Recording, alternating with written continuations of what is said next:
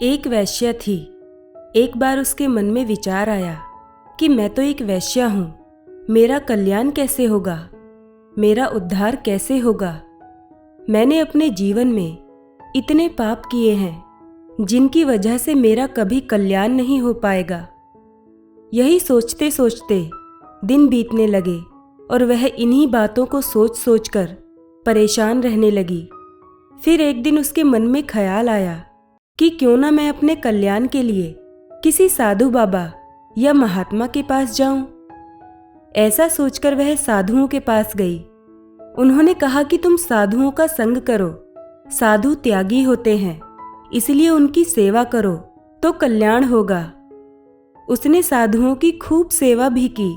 साधुओं की सेवा करते हुए उसे बहुत समय बीत गया। फिर एक बार जब वह साधुओं की सेवा करके घर लौट रही थी, उसे रास्ते में एक ब्राह्मण मिले।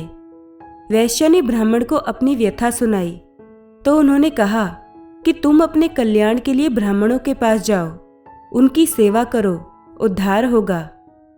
फिर वह ब्राह्मणों के पास गई तो उन्होंने कहा कि साधु तो बनावटी हैं, पर हम जन्म से ब्राह्मण हैं, ब्राह्मण सबका गुरु होता है, अतः तुम ब्राह्मणों की सेवा करोगी तो कल्याण होगा। अब वह वैश्या ब्राह्मणों की सेवा में जुट गई। ब्राह्मणों की सेवा करते हुए भी बहुत समय बीत गया। फिर एक दिन किसी ने उसे बताया कि तुम सन्यासियों की शरण में जाओ, तुम्हारा उद्धार होगा।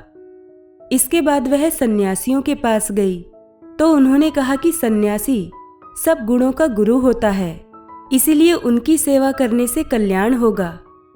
फिर वह वैरागियों के पास गई तो उन्होंने कहा कि वैरागी सबसे तेज होता है, अतः उसकी सेवा करो तो कल्याण होगा।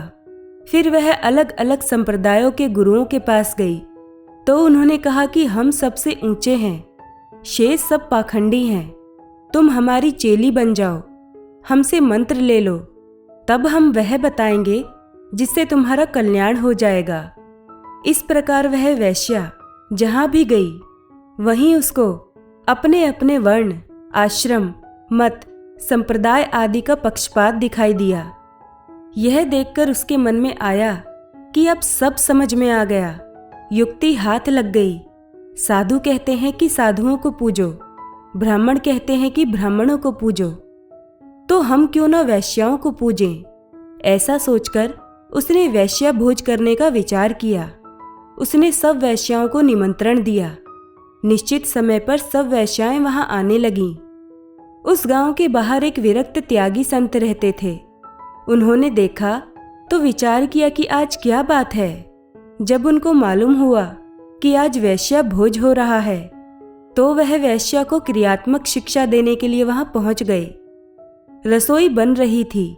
रसोई बनाने वाले ने पके हुए चावल का पानी, जिसे हम मांड भी कहते हैं, नाली में गिराया। वैश्या अपनी छत पर खड़ी होकर जिधर देख रही थी उधर बाबाजी बैठ गए और उस मांड से हाथ धोने लगे। वैश्या ने देखा तो बोली कि बाबाजी, यह क्या कर रहे हो। बाबाजी ने कहा कि तुम अंधी हो क्या, तुम्हें दिखाई नहीं देता, मैं तो अपने हाथ धो रहा हूं। वैश्या ने बाबाजी को ऐसा करने से रोका तो वे माने नहीं। वैश्या उतरकर नीचे आई और बोली कि बाबाजी, यह चावलों का पानी है, इससे तो हाथ और मैले होंगे, आप साफ पानी से हाथ धो। बाबाजी ने कहा कि अगर इससे हाथ मैले हो जाएंगे तो क्या वैश्याएं ज्यादा साफ और निर्मल हैं, जिससे इनकी सेवा से कल्याण हो जाएगा। हाथ मैले पानी से साफ होते हैं या साफ पानी से। यह सुनकर वैश्या को होश आया कि बाबाजी बात तो ठीक कहते हैं, तो फिर कल्याण कैसे होगा। बाबाजी बोले, जिस संत में किसी भी मत, संप्रदाय आदि का पक्षपात, आग्रह ना हो, जिसके आचरण शुद्ध हो, जिसके भीतर एक ही भाव हो कि जीव का कल्याण कैसे हो, जिसमें किसी प्रकार की कामना न हो, वह संत चाहे स्त्री हो या पुरुष, साधु हो या ब्राह्मण, किसी भी वर्ण, आश्रम, संप्रदाय आदि का क्यों ना हो, उस संत का संग करो, उनकी बातें सुनो तो कल्याण होगा। तात्पर्य यह हुआ, कि जहाँ स्वार्थ और अभिमान होगा, भोग और संग्रह की इच्छा होगी, वहाँ आसुरी संपत्ति आएगी ही। जहाँ आसुरी संपत्ति आएगी, वहाँ शांति नहीं रहेगी। प्रत्युत शांति होगी, संघर्ष होगा, पतन होगा।